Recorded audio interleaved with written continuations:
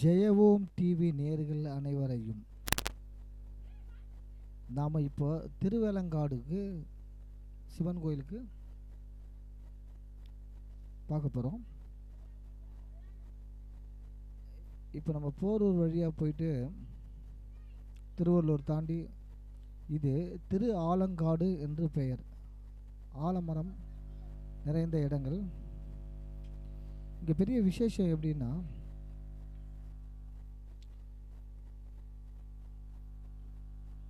நடராஜ பெருமான் வந்து ஒரு காலை தூக்கி கொண்டு நடனமாடும் ரத்தின சபை இங்கே தான் உள்ளது. இந்த கோயிலுடைய பெரிய சிறப்பம்சம் என்னன்னா,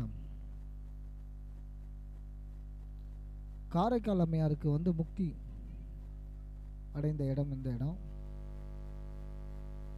இது முக்தி தலம்னு சொல்லுவாங்க காரைக்கால் அம்மையாருக்கு. கடைசி காலங்களில் சிவன் வந்து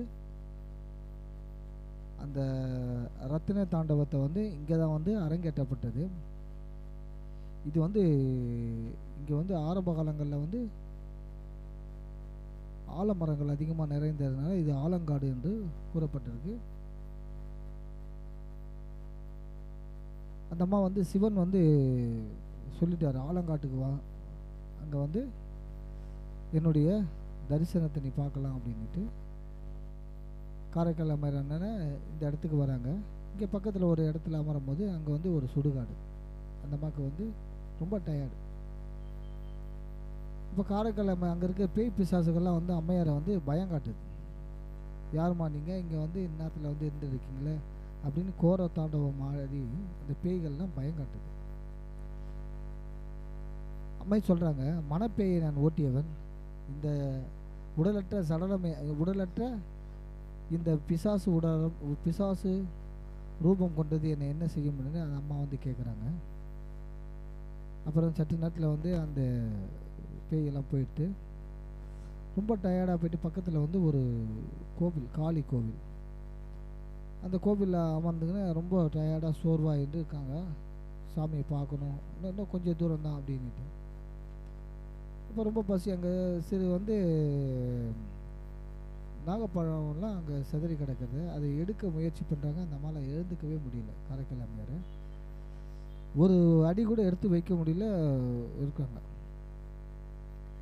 அங்கேருந்து ஒரு அம்மா வராங்க. என்னம்மா உடம்புல சக்தி இல்லையா, எழுந்துக்க முடியலையா அப்படின்னு அந்த அம்மா வந்து கேட்குறாங்க. உனக்கு சிவன் தானே வேணும், சக்தி வேண்டாம்ல, அதனால தான். இப்போ சக்தி இல்லைன்னா நீ எப்படி சிவனை நீ பார்க்க முடியும், எழுந்து நீ போயிட்டு முடியாது, சக்தி தானே அப்படின்னு. அப்போ அந்த அம்மாவுக்கு வந்து ஒரு யோசனை. ஏன்னா சதா காலம் வந்து சிவனையே தியானித்து சிவனே உயிர் என்று நினைத்து இருந்தவங்க.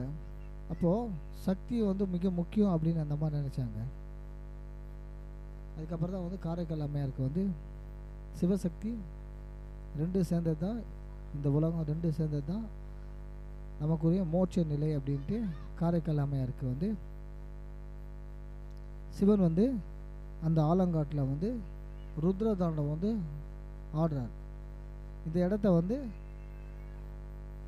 ரத்தின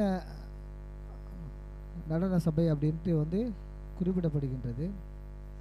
இந்தமா மிகவும் பசியோடு இருந்ததுனால என்னவல்ல, இங்கே வந்து திருவள்ளாங்காட்டு கோயிலில் வந்து இந்த ஆருடம் தரிசனத்தை நாளன்று நிறைய பேர் வந்து அன்னதானம் பண்ணுறாங்க.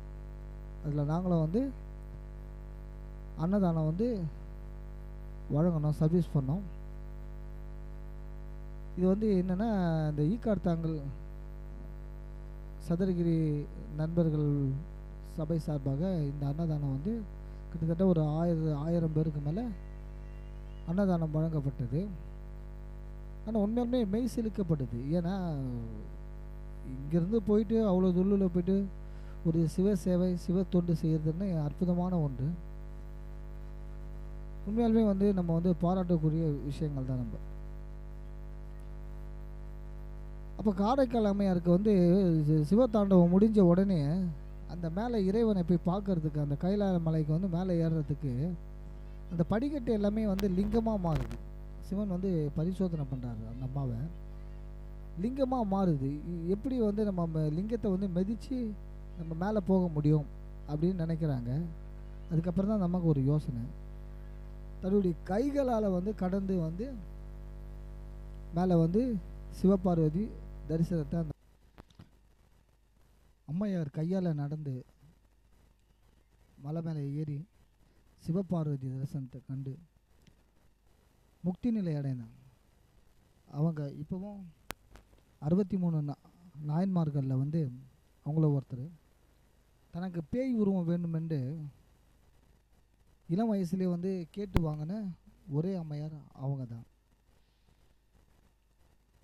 அதுக்கப்புறம் ஔவையார் இருக்காங்க. ஆனால் இவங்க பேய் உருவம் வேணும்னு கேட்டு பெற்றவங்க. இந்த திருவேலங்காடு நம்ம ஒரு வாட்டியாவது இந்த கோவிலுக்கு வந்து தரிசனம் பண்ண போனோம் கண்டிப்பாக. இங்கேருந்து திருவள்ளூர் தாண்டி வருது திருவேலங்காடு. இங்கேருந்து பஸ்ஸு கூட போகுது, கோயம்பேட்டிலேருந்து பஸ்ஸு போகுது. அனைவரும் சிவ தரிசனை கண்டு கழிக்குமாறு அன்புடன் கேட்டுக்கொள்கின்றோம். ஓம் நம சிவாய, ஓம் நம சிவாய.